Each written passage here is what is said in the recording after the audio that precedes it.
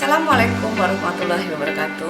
Selamat pagi, salam sejahtera anak-anakku semua, salam sehat untuk kita semua. Pada pagi ini saya Dr. Yudianita akan menyampaikan satu pembelajaran mengenai prosedur pemeriksaan Denver 2, di mana pemeriksaan Denver 2 ini merupakan alat screening perkembangan anak untuk usia 0 sampai 6 tahun. Prosedur pemeriksaan Denver 2 ini merupakan bagian dari capaian pembelajaran pada mata kuliah screening perkembangan anak. Tujuan pembelajaran pada mata kuliah ini secara umum adalah semua mahasiswa diharapkan mampu melakukan screening perkembangan dengan cara Denver 2 secara mandiri. Tujuan khususnya adalah mahasiswa mampu menjelaskan pengertian screening perkembangan, mampu mendemonstrasikan menyiapkan screening perkembangan tersebut, mampu mendemonstrasikan langkah-langkah tes perkembangan secara berurutan dan tepat, dapat menginterpretasikan hasil tes perkembangan, kemudian mampu membuat kesimpulan hasil tes perkembangan tersebut. Denver Developmental Screening Test atau pertama kali kita kenal dengan DDST dipublikasi pada tahun 1967. Tujuannya adalah untuk membantu tenaga kesehatan untuk mendeteksi masalah perkembangan pada anak. Pada tahun 1990 dilakukan revisi besar-besaran terhadap Denver Developmental Screening Test menjadi Denver 2. Denver Test bukanlah sebagai tes IQ, juga bukan alat diagnostik terhadap gangguan perkembangan, tetapi tes ini bukan juga sebagai alat prediktor definitif terhadap perkembangan selanjutnya atau kemampuan intelektualnya nanti, dan dilakukan pada anak usia 0 hingga 6 tahun. Tujuan tes Denver ini antara lain sebagai alat screening pada kelompok anak yang berisiko dan juga sebagai alat monitoring pada anak risiko tinggi, terutama pada anak dengan riwayat masalah kelahiran. Selanjutnya, Denver 2 terdiri dari 125 gugus tugas yang dibagi 4 sektor perkembangan, yaitu persona sosial, motorik halus, bicara dan bahasa, dan motorik kasar. Selanjutnya, motorik halus terdiri dari 29 tugas, bicara dan bahasa ada 39 tugas, dan motorik kasar ada 32 tugas. Langkah persiapan yang kita harus lakukan adalah pertama kali adalah tempat. Tempat kita melakukan pemeriksaan tes Denver harus tenang, terhindar dari suara bising, bersih, dan tersedia meja, kursi, atau matras. Selanjutnya perlengkapan terdiri dari 11 alat. Kemudian formulir Denver itu sendiri yang dilakukan untuk anak usia 0 sampai 6 tahun berisi dari 125 gugus tugas dengan 4 dimensi perkembangan. Untuk langkah pelaksanaan yang paling pertama adalah sapa orang tua atau pengasuh dengan ramah dan baik. Langkah kedua adalah kita menjelaskan tujuan dari tes perkembangan ini. Jelaskan juga bahwa tes perkembangan Denver 2 ini bukanlah tes IQ untuk anaknya. Langkah yang ketiga adalah buat komunikasi yang baik terhadap anaknya. Langkah yang keempat adalah hitung umur anak dan buat garis usia anak. Selanjutnya, untuk langkah persiapan kita membutuhkan satu lembar formulir Denver yang terdiri dari halaman depan yang merupakan 125 gugus tugas yang terdiri dari persona sosial, adaptif motorik halus, bahasa, dan motorik kasar. Di sini kita harus mengisi nama pemeriksa, tanggal pemeriksaan, kemudian nama pasien, tanggal lahir, dan nomor rekam medik. Di sini kita akan bisa melihat ada garis usia pada bagian atas dari usia 0 hingga usia 6 tahun, di mana satu garis mewakili 1 bulan sampai usia anak 2 tahun atau 24 bulan. Kemudian selanjutnya sampai usia 6 tahun satu garis mewakili 6 bulanan. Sehingga nanti kita akan melakukan pemeriksaan dengan membuat garis usia. Seandainya seorang anak berusia 3 tahun 6 bulan, kita akan menarik garis pada bagian atas dan pada bagian bawah, kemudian kita lakukan garis usia pada anak. Selanjutnya di sini kita akan melihat ada petunjuk bagaimana kita melakukan penilaian presentasi pada bagian yang lulus. Di sini kita lihat ada 25%, 50%, 75%, dan 90%. Ini menunjukkan area kemampuan anak yang sudah bisa melakukan domain tersebut. Nah, selanjutnya di setiap gugus tugas yang ada, ini kita akan melihat ada tulisan L dan angka 2. L ini artinya laporan dan 2 ini adalah petunjuk pelaksanaannya. Laporan artinya bisa kita dapatkan dari pertanyaan yang kita ajukan kepada orang tua. Selanjutnya, untuk angka 2 ini bisa merupakan petunjuk bagaimana seorang anak melakukannya. Ini di halaman belakang merupakan petunjuk pelaksanaan. Kalau di sini kita lihat angka 2 tadi, anak harus memandang tangan beberapa detik. Di sini kita lihat persona sosial mengamati tangannya. Ya, jadi kita akan menanyakan bagaimana anak itu kita lihat apakah dia memperhatikan tangannya. Selanjutnya di dalam Denver 2 ini juga ada kotak yang menunjukkan tes perilaku. Dan ini harus diisi di mana kotak yang ada 1, 2, dan 3 ini menunjukkan kunjungan kedatangan. Kunjungan pertama, kunjungan kedua, dan kunjungan ketiga. Selanjutnya kita melakukan skor penilaian. Skor penilaian terdiri dari 4 item. Pertama adalah pass atau lulus, kemudian fail atau gagal. Selanjutnya yang ketiga adalah refusal atau R, dan yang keempat no opportunity. Selanjutnya kita melakukan skor penilaian. Skor penilaian ini akan kita tuliskan pada bagian kiri dari kotak gugus tugas. Yang pertama adalah pass atau lulus. Di sini anak dapat melakukan uji coba yang dilakukan atau berdasarkan dari laporan orang tua bahwa anak bisa melakukannya. Selanjutnya adalah fail. Fail atau gagal, di mana anak tidak mampu melakukan uji coba yang dilakukan atau berdasarkan laporan dari ibu bahwa anak tidak bisa melakukannya. Selanjutnya, yang ketiga adalah no opportunity, di mana anak tidak mempunyai kesempatan untuk melakukan uji coba yang kita lakukan. Selanjutnya, refusal atau R, di mana anak menolak melakukan uji coba tersebut. Pagi, Bu. Pagi, dokter. Halo, ini Ryan ya? Umurnya berapa, Bu? Umurnya 3 tahun 4 bulan, Bu. Ini nanti saya mau melakukan pemeriksaan mengenai perkembangan Ryan ya. Iya, dokter. Jadi nanti ada beberapa pertanyaan, tapi ini bukanlah tes IQ ya, Ibu. Jadi ini ada yang mau saya tanyakan, ada yang mau saya periksa. Kalau pakai baju sudah bisa? Pakai baju sendiri? Sudah bisa. Bisa ya? Wih, hebat. Terus kalau menyebutkan nama teman-temannya bisa nggak?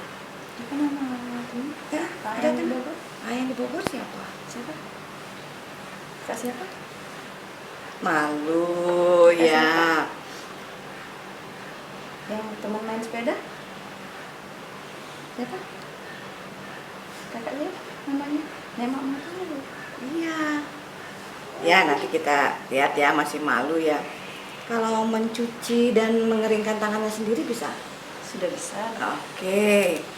Gosok gigi tanpa bantuan? Udah bisa gosok gigi Sudah sendiri? bisa. Wih, hebat. Hebat banget. Terus coba ini. Kasih jempol. Bisa jempol nggak? Sip. Mana sip? Sip. Sip, goyang-goyang kayak gini. Jempol. Coba. Oke. Sip. Sip. Diangkat tinggi. Diangkat tinggi.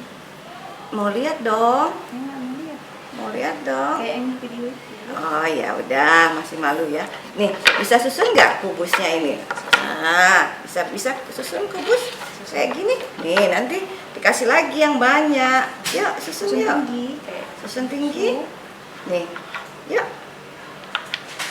Oke. Bisa nggak? Wih, hebat. Menara. Lagi bikin menara sampai sebanyak-banyaknya, setinggi-tingginya. Oke, mau warna apa lagi? Hijau. Warna hijau. Oh, mau warna hijau dulu. Oke. Ya, terus lagi, terus. Ini taruh sini di atas. Pelan-pelan, woi. Hebat. Oke, keren banget. Nah, kalau ini bisa nggak harus ini? Buat tanda seperti ini. Nah, bisa? Angkat tambah. Angkat tambah. Yuk. Ya. Di sini. Ya. Hebat. Kalau ini bisa? Nah, bulat-bulat.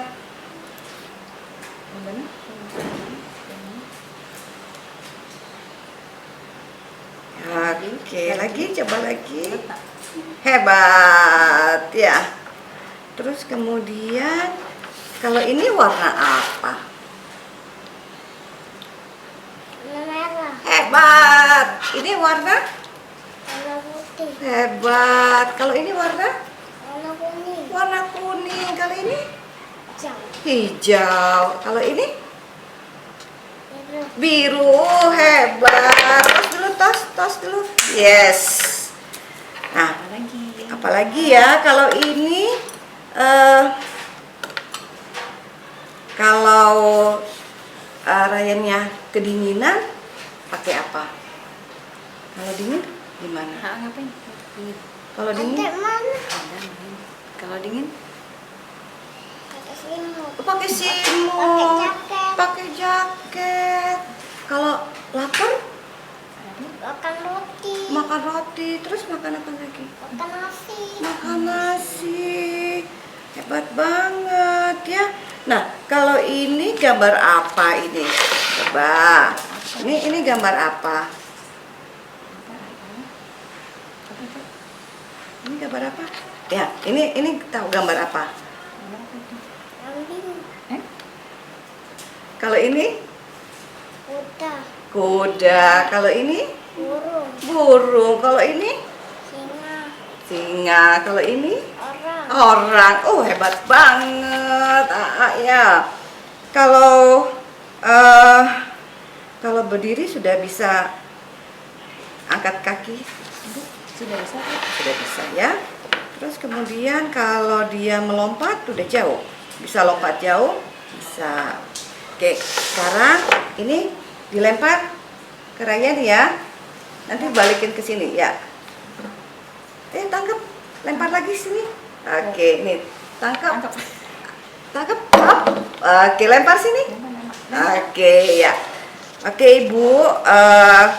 Sepertinya dia sudah kita lakukan pemeriksaan perkembangannya, yang kita dapatkan bahwa untuk anak Ibu saat ini perkembangannya justru malah melampaui dari anak seusianya ya. Jadi selamat, kita lanjutkan untuk stimulasi berikutnya. Nanti pada kunjungan 3 bulanan lagi kita akan periksa kembali. Terima kasih. Dadah. Tos dulu, tos. Yes. Oke. Setelah melakukan skor penilaian, kita lanjutkan dengan melakukan interpretasi penilaian. Yang pertama adalah advance. Advance artinya anak bisa melakukan tugas di sebelah kanan garis umur. Selanjutnya, penilaian normal apabila anak mengalami gagal atau fail pada gugus tugas di sebelah kanan garis umur. Selanjutnya, kita katakan normal juga apabila anak pass, fail, atau refusal terletak pada garis usia antara 25 sampai 75%. Yang ketiga adalah caution atau peringatan, di mana seorang anak gagal atau fail dan atau refusal menolak pada uji coba tugas perkembangan antara 75 hingga 90 persentil. Yang keempat adalah delay atau keterlambatan apabila seorang anak gagal atau menolak pada tugas perkembangan lengkap di sebelah kiri garis usia. Selanjutnya adalah no opportunity atau tidak ada kesempatan. Berdasarkan laporan dari orang tua, dinyatakan bahwa seorang anak tidak mempunyai kesempatan untuk melakukan gugus tugas perkembangan tersebut, dan ini tidak masuk dalam kesimpulan nantinya. Selanjutnya adalah langkah mengambil kesimpulan. Yang pertama adalah normal, di mana tidak ada keterlambatan atau hanya ada satu caution. Selanjutnya kita akan melakukan pemeriksaan berkala berikutnya. Selanjutnya kesimpulan yang ketiga adalah untestable atau tidak dapat diuji, di mana seorang anak menolak melakukan lebih dari atau sama dengan satu uji coba yang terletak pada sebelah kiri garis usianya, atau menolak lebih dari satu uji coba yang ditembus oleh garis usianya antara 75 hingga 90%. Selanjutnya kita lakukan uji ulang 1-2 minggu ke depan. Demikianlah anak-anakku sekalian, kita telah melewati rangkaian pembelajaran tes perkembangan pada anak dengan menggunakan tes perkembangan Denver 2. Semoga semua yang saya sampaikan pada pagi ini bisa bermanfaat dan dapat dilaksanakan pada kegiatan berikutnya. Baiklah, demikianlah anak-anakku sekalian, kita telah melewati rangkaian pembelajaran tes perkembangan pada anak dengan menggunakan Denver 2 pada pagi ini. Saya harapkan semuanya bisa bermanfaat, bisa dimengerti dan dapat dilaksanakan pada kegiatan selanjutnya. Sampai ketemu pada kegiatan sesi pembelajaran berikutnya dengan metode perkembangan yang lain. Sampai ketemu, saya ucapkan wassalamualaikum warahmatullahi wabarakatuh.